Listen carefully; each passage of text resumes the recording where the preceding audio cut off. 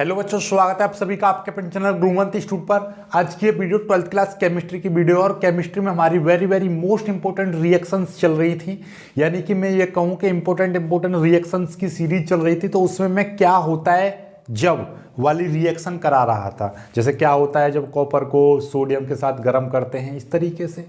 तो उसी सीरीज में आज मैं आपके लिए 5 रिएक्शन लेकर आया। ये बहुत ही ज़्यादा महत्वपूर्ण रिएक्शन है।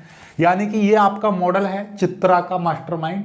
इसके पीछे आपको 3 अनसोल्ड पेपर दे रखे हैं, जैसे कि प्रैक्टिस सेट या प्रैक्टिस मॉडल पेपर 2 और प्रैक्टिस मॉडल पेपर 3 और ये। तो इनके ही पीछे रिएक्शन है। एक बच्चा कह रहा था सर हमारे इसकी बता दीजिए, मेरे को समझ में नहीं आ रही है, तो इसीलिए मैं इनकी करा रहा हूँ। वैसे मैं इसकी जितने भी 3 मॉडल इसमें दे रखे, 3 अवतार के में, 3 विद्या के में, जितने भी ये मॉडल दे रखे हैं उन सबको सॉल्व कराऊंगा। मैं सबको सॉल्व कराऊंगा, चिंता ना करो। लेकिन अभी क्या है, मैं अपने इंपॉर्टेंट करा रहा था, उसके बाद में करा दूंगा। लेकिन एक बच्चे की ज़्यादा रिक्वेस्ट थी, इसलिए मैं इसको करा रहा हूँ। तो आज इस जो मॉडल में 5 रिएक्शन दे रखे, इनको पाँचों की पाँचों रिएक्शन कराऊंगा। यानी ये 5 इसकी हैं। और एक्चुअली मैं बता दूं आपको, ये अभी मैं वीडियो बना रहा था, देखो टिक लग रहे हैं ना, ये मैंने सारी रिएक्शन करा दी थी। लेकिन पता नहीं मोबाइल में क्या हो गया कि वो वीडियो बनी नहीं पाई, वो अपने आप ही बंद हो गई थी।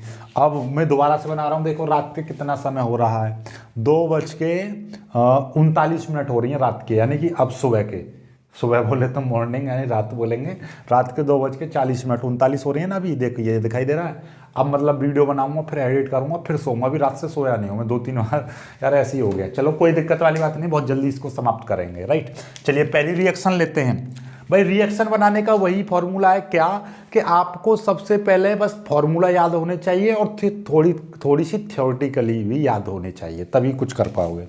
पहली रिएक्शन है, एथिल ब्रोमाइड को एल्कोहलीय KOH के साथ गर्म किया जाता है तो क्या होता है। यानी क्या होता है जब एथिल ब्रोमाइड को एल्कोहलीय KOH के साथ गर्म करते हैं। तो भैया एथिल ब्रोमाइड का फॉर्मूला आपको पहले थ्योरेटिकली याद कर लेना है कि जब एथिल ब्रोमाइड को एल्कोहलीय KOH के साथ गर्म करते हैं तो एथिलीन बनती है। क्या बनती है? एथिलीन बनती है। ये हमने थ्योरी याद कर ली। बस जैसे ही तुमने थ्योरी याद कर ली और ये फॉर्मूला याद कर लिया तो आपकी रिएक्शन कंप्लीट। देखो कैसे कि भैया एथिल ये ब्रोमाइड है। एथिल ब्रोमाइड का फॉर्मूला क्या है? C2H5Br। ये हो गया आपका एथिल ब्रोमाइड। अब एथिल ब्रोमाइड की क्रिया KOH के साथ करा रहे हैं। क्या इसके साथ? KOH। ये है KOH, इसके नीचे लिख दो एल्कोहलीय KOH। एल्कोहलीय का मतलब KOH का मतलब पोटेशियम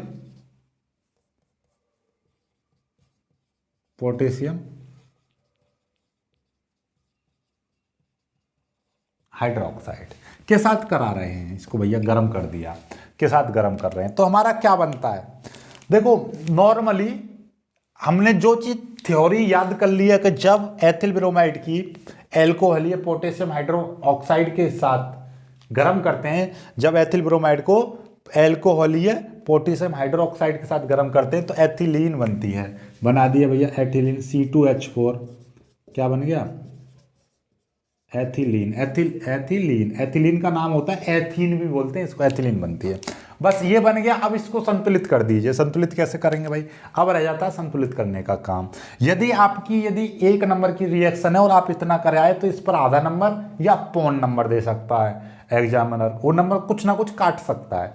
काटने का कारण है उसका कि ये रिएक्शन अभी संतुलित नहीं है। संतुलित करो। देखो C2 आ गया, H4 यहाँ पर H5 है, यहाँ पे H4 आ गया, यहाँ से एक H बचा।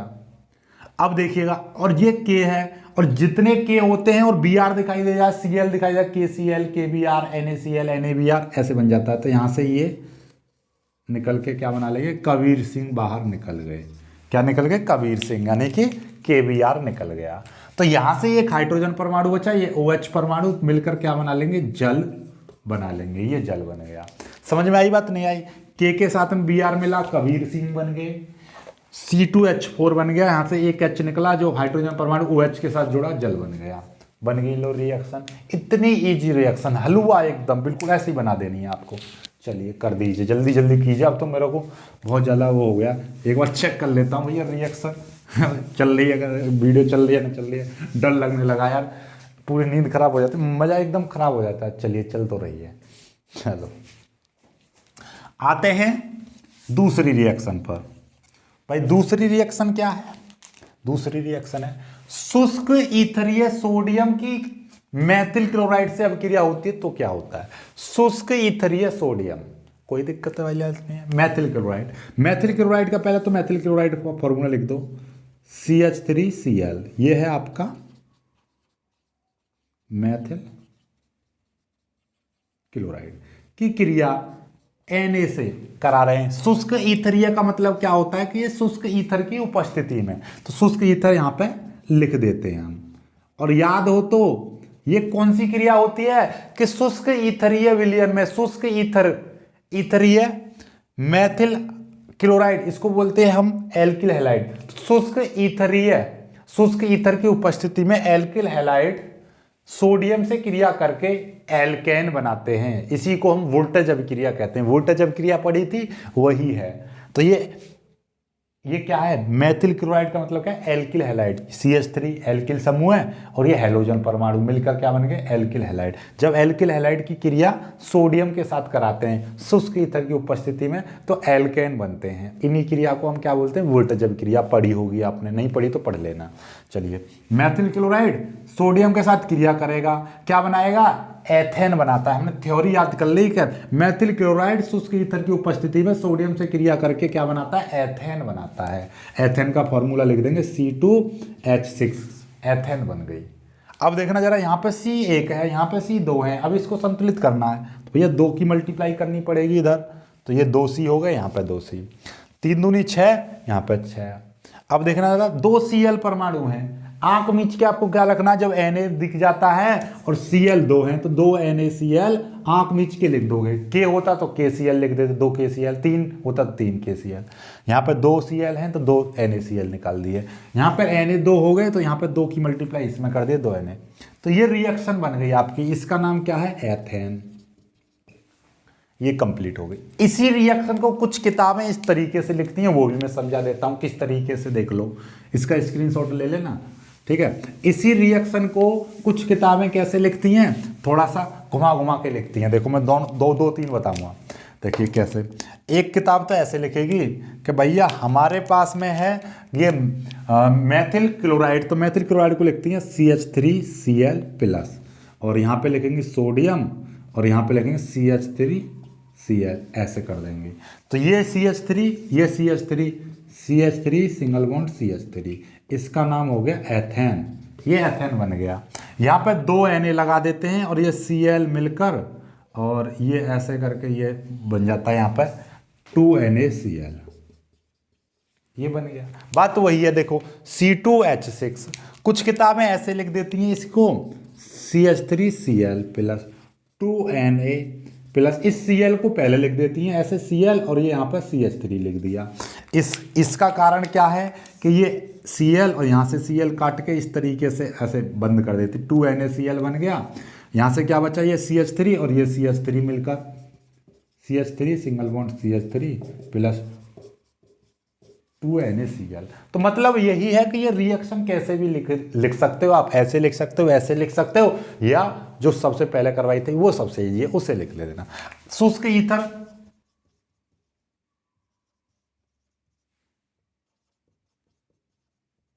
सभी पर लिखनी है क्योंकि शुष्क ईथर की उपस्थिति में होती है क्रिया, इसी को बोलते हैं वोल्टेज अभिक्रिया। स्क्रीनशॉट लीजिए, आगे बढ़ते हैं।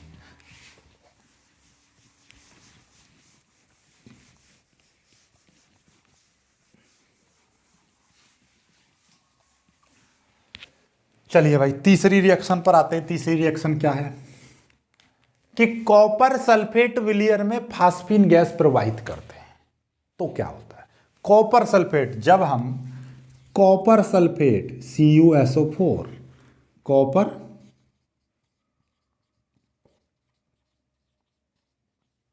कॉपर सल्फेट विलयन, देखो कॉपर सल्फेट विलयन होता है, जैसे जिस चीज के पीछे विलयन लगा होता है उसमें मोस्टली हम जल मिलाते हैं, लेकिन कॉपर सल्फेट में ऐसा नहीं होता है। ये शुष्क टाइप का विलयन बनता है, मतलब जो विलयन बनाते हैं ना तो उसमें जल रहता नहीं है, दिखाई नहीं देता, वो उसी में मिक्सचर हो जाता है, यानी कि उसमें अवशोषित हो जाता है, इसलिए हम इसको दिखते जल नहीं लिखेंगे। यहाँ पर सीधे सीधे कॉपर सल्फेट, ये कॉपर सल्फेट विलयन हो गया, इसमें हम क्या मिला देंगे, फास्फीन गैस मिला दिया, PH3 मिलाकर हमने जैसे मिलाते हैं तो इसमें कहता है कॉपर सल्फेट में जैसे ही हम फास्फीन गैस मिलाते हैं, देखो थ्योरी याद करो, कॉपर सल्फेट में फास्फीन गैस प्रोवाइड करते हैं तो कॉपर फास्फाइट बनता है। क्या बनता है, कॉपर फास्फाइट। कॉपर फास्फाइट का फॉर्मूला क्या, Cu3P2, ये है कॉपर फास्फाइट बनता है। अब इस रिएक्शन को केवल संतुलित करेंगे, यदि ऐसे लिख के आ जाओगे तो आधा नंबर देगा वो, यदि संतुलित कर दोगे तो पूरा नंबर देगा। देखो संतुलित कैसे करेंगे, यहाँ पे Cu कितने हैं, 3 हैं, यहाँ पे Cu कितना, 1 है, 3 की मल्टीप्लाई कर दी। यहाँ पर P कितने, 2 हैं, यहाँ पर P कितना, 1 है, 2 की मल्टीप्लाई कर दी। अब Cu बराबर हो गया, P बराबर हो गया, बचा क्या, यहाँ पर H3 बचे, 3 6 H बचे, और SO4 का थ्राइस बचा। जब भी कभी भी हाइड्रोजन परमाणु दिखाई दे रहा है और SO4 दिखाई दे रहा है तो आंख मीच के क्या लिख देंगे हम, H2SO4 अपने आप लिख देना, सल्फ्यूरिक अम्ल। H दिखाई दे जाए और SO4 दिखाई दे जाए तो हमेशा ये क्या बनाता है, सल्फ्यूरिक अम्ल बनाता है। अब देखना जरा, यहाँ पर S कितने हैं, 3 हैं, और यहाँ पर S 1 है, तो हम यहाँ पर कर देंगे 3 की मल्टीप्लाई। S परमाणु बराबर हो गए, O देखो 4 तिया 12 O, यहाँ पर भी 4 तिया 12 O भी बराबर हो गया। हाइड्रोजन परमाणु देखो 3 दूनी 6, 3 दूनी 6 बराबर, सब कुछ बराबर हो गया, लो होगी संतुलित। बातों बातों में संतुलित हो जाती है अपने आप रिएक्शन। बस थोड़ा सा आपको बस बुद्धि का इस्तेमाल करना है। बुद्धि से याद आया, जो फॉर्मूले होते हैं, फॉर्मूले के मैं कई दिन से वीडियोज के बोल रहा था कि वीडियोज दे दो, वो फॉर्मूला की PDF दे दूंगा। जब मैं वीडियो बनाता हूँ तब याद आती हैं मुझे रिएक्शंस के फॉर्मूले। चलो अब मैं सो जाऊँगा इस वीडियो को एडिट करके, फिर सुबह को लेट जगता हूँ, फिर ऑफलाइन कोचिंग पर चला जाता हूँ, फिर आता हूँ शाम को तो फिर वही हो जाता है। चलो मैं कल कोशिश करूँगा आपका शाम तक दे दूँ मैं आपके, ठीक है, फॉर्मूलाज, राइट। चलो याद रही आई तो कल दे दूँगा, नहीं तो दे ही दूँगा कल, ठीक है। तीसरी रिएक्शन कंप्लीट हो गई। चलिए एक बार चेक कर लेता हूँ कहीं बेंचो वीडियो हो जाए मेरे को याद। चलो सही चल रहा है मामला। चौथी रिएक्शन क्या कह रही है भाई, कि सफेद फास्फोरस को सांद्र NaOH विलयन के साथ गर्म करते हैं। सफेद फास्फोरस यानी कि P4, सांद्र NaOH विलयन, सांद्र NaOH यानी कि सोडियम हाइड्रोक्साइड है ये, और ये है आपका सफेद फास्फोरस, और ये क्या है, विलयन है इसका, तो हमने H2O लगा दिया, इसको गर्म कर दिया। याद रखना कॉपर सल्फेट का जो विलयन होता है उसमें हम जल नहीं लगाते हैं, लेकिन सांद्र NaOH KOH का जो विलयन बोलेगा तो उसमें H2O जरूर लगाना है, क्योंकि इसके साथ में जल रहता है, राइट। तो ये रहा सफेद फास्फोरस, सांद्र NaOH का विलयन, जलीय विलयन, राइट। चलिएगा इसके साथ हम इसको गर्म करते हैं तो क्या बनता है, देखिए याद रखना कि जब हम सफेद फास्फोरस को सांद्र NaOH सोडियम हाइड्रोक्साइड के विलयन के साथ गर्म करते हैं तो सोडियम हाइपोफॉस्फाइट बनता है। क्या बनता है, सोडियम हाइपोफॉस्फाइट के 3 अणु प्राप्त होते हैं। सोडियम हाइपोफॉस्फाइट के 3 अणु प्राप्त होते हैं। सोडियम हाइपोफॉस्फाइट ये है NaH2PO2, सोडियम हाइपोफॉस्फाइट के 3 अणु प्राप्त हो रहे हैं। जब 3 अणु प्राप्त होंगे तो यहाँ पे हमें क्या करनी पड़ेगी, 3 की मल्टीप्लाई करनी पड़ेगी। 3 की मल्टीप्लाई कर दी। अब इसको संतुलित कर दीजिए, संतुलित करेंगे। यहाँ पे P कितने हैं, 4 हैं, इधर P कितने, 3 हैं, मतलब एक P इधर एक्स्ट्रा है। कितना एक्स्ट्रा है, एक P इधर एक्स्ट्रा है। चलो P लिख दिया मैंने अलग, ओके। अब NaOH, राइट, यहाँ पर Na कितने, 3 है, यहाँ पर 1 है, तो यहाँ पर मेरे को क्या करना पड़ेगा, 3 की मल्टीप्लाई करनी पड़ेगी। लो हो गए बराबर, Na बराबर हो गए। H देखो, H यहाँ पर H हैं कितने, 3 दूनी 6 H हैं, यहाँ पर कितने हैं, 3 H हैं, 3, और ये कितना है, 3 और 2 5 हैं। चलो ये तो गड़बड़ हो गया, 5 3 और 2 5 हैं, इधर कितने 6 हैं। तो भाई फिर कैसे करेंगे हम? चलो कोई दिक्कत वाली बात नहीं है, हम इधर भी करने के लिए हमें क्या करना पड़ेगा। चलो ऑक्सीजन परमाणु देखो पहले, ऑक्सीजन कितने 2 या 6 ऑक्सीजन परमाणु है इधर, इधर 3 ऑक्सीजन परमाणु, एक 4 ऑक्सीजन परमाणु है, मतलब हमें इधर भी 6 करने हैं।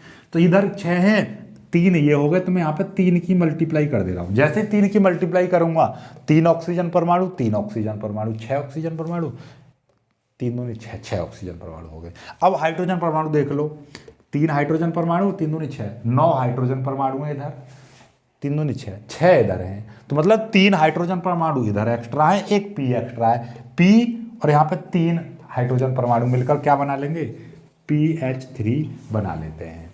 तो इसे थ्योरी में भी याद कर सकते हो आप कि जब सफेद फास्फोरस को सांद्र NOH के साथ, NOH विलयन के साथ गर्म करते हैं तो 3 अणु सोडियम हाइपोफॉस्फाइड के तथा 1 अणु फास्फिन गैस का प्राप्त होता है। ये बन गई लो रिएक्शन, और हो गया याद, इस तरीके से कर लिया।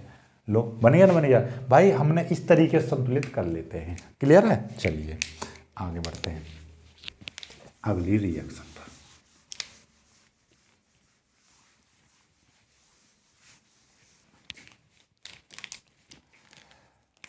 5 में पा जाते हैं। पांचवा क्या है कि सांद्र H2SO4 के साथ तांबे को गर्म किया जाता है तो क्या होता है। तो भैया सांद्र H2SO4, ये है H2SO4, सांद्र H2SO4 के साथ कॉपर को गर्म करते हैं तो हमारा कॉपर सल्फेट का तो अवक्षेप प्राप्त होता है, कॉपर सल्फेट का तो अवक्षेप, और SO2 गैस निकल जाती है। मतलब जब कॉपर को इसके साथ गर्म करते हैं H2SO4 के साथ तो सल्फर डाइऑक्साइड गैस निकल जाती है और कॉपर सल्फेट रह जाता है, यानी कि वो नीचे जम जाता है। अब बन गया, अब इसको संतुलित कर लो। ये तो थ्योरी हमने याद कर ली कि जब सांद्र सल्फ्यूरिक अम्ल में कॉपर मिलाकर गर्म करते हैं तो सल्फर डाइऑक्साइड गैस निकल जाती है और कॉपर सल्फेट का अवक्षेप रह जाता है। राइट, चलिए अब देखो जरा इसको संतुलित कैसे करेंगे। यहां पे देखो CuSO4, यहां पर S कितने 1 है, यहां पर S 2 है, तो यहां पर भी 2 करने पड़ेंगे, तो 2 की मल्टीप्लाई कर दी, S 2 हो गए, इधर भी 1S 2S हो गए।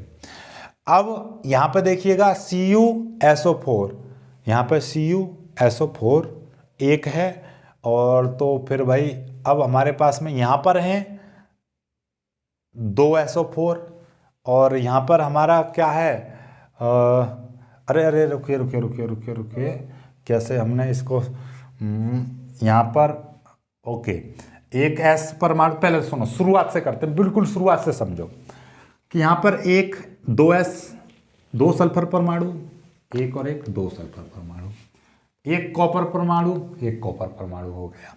ओके, अब हाइड्रोजन परमाणु देखो, पहले ऑक्सीजन परमाणु देखो, 4 दूनी 8 ऑक्सीजन परमाणु है इधर, 4 और 2 6, इधर 6 ऑक्सीजन परमाणु है। रूल क्या था, इधर जितने ऑक्सीजन परमाणु अधिक होते हैं उतने ही उधर H2O जोड़ देते हैं। तो इधर की साइड में 8 ऑक्सीजन परमाणु, उधर की साइड में 6, तो आपको क्या करना पड़ेगा, इधर की साइड में 2H2O जोड़ना पड़ेगा। 2H2O हमने जोड़ दिए, तो 2H2O जोड़ दिए, O बराबर हो गए 2 और 2 4 और 4 8। अब हाइड्रोजन परमाणु देखो, 2 दूनी 4 हाइड्रोजन परमाणु, 2 दूनी 4 हाइड्रोजन परमाणु हो गए बराबर। रूल याद रखना कि इधर जितने ऑक्सीजन परमाणु होंगे उधर उतने ही जल के अणु जोड़ दिए जाते हैं। लो, तो ये क्या नाम है इसका, कॉपर सल्फेट। क्या है, कॉपर सल्फेट। ये सल्फर डाइऑक्साइड गैस, ये तो आप लिख लोगे sulphur dioxide gas, right.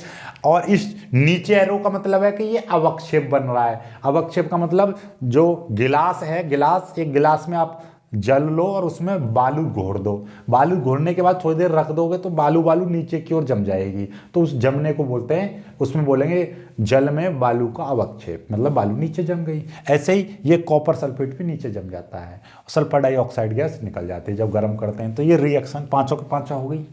I hope कि आपको रिएक्शन बहुत ही प्यार से और ईजीली समझ में आ गई होंगी। समझ में आ गई हैं तो प्लीज़ वीडियो को लाइक कर देना और अपने दोस्तों के साथ शेयर कर देना। शेयर तो करते नहीं हो, मैं वैसे ही बोलता हूँ, लेकिन प्लीज़ लाइक ज़रूर कर दिया करो। यदि आप पसंद आ रही है वीडियो तो लाइक जरूर कर दिया करो, राइट। तो मिलते हैं खूबसूरत सी वीडियो में, तब तक के लिए बाय बाय। और हाँ, जिन बच्चों ने अभी तक हमारे सेकंड चैनल को सब्सक्राइब नहीं किया तो वो हमारे सेकंड चैनल को भी जाकर सब्सक्राइब जरूर कर लें, लिंक आपको नीचे डिस्क्रिप्शन में मिल जाएगी अवर सेकंड चैनल करके। और जिन बच्चों ने हमारे एप्लीकेशन को डाउनलोड नहीं किया तो एप्लीकेशन को भी जाकर डाउनलोड कर लें, एंड्रॉयड एप्लीकेशन डाउनलोड कर लेना। मिलते हैं खूबसूरत सी वीडियो में, तब तक के लिए बाय बाय, जय हिंद।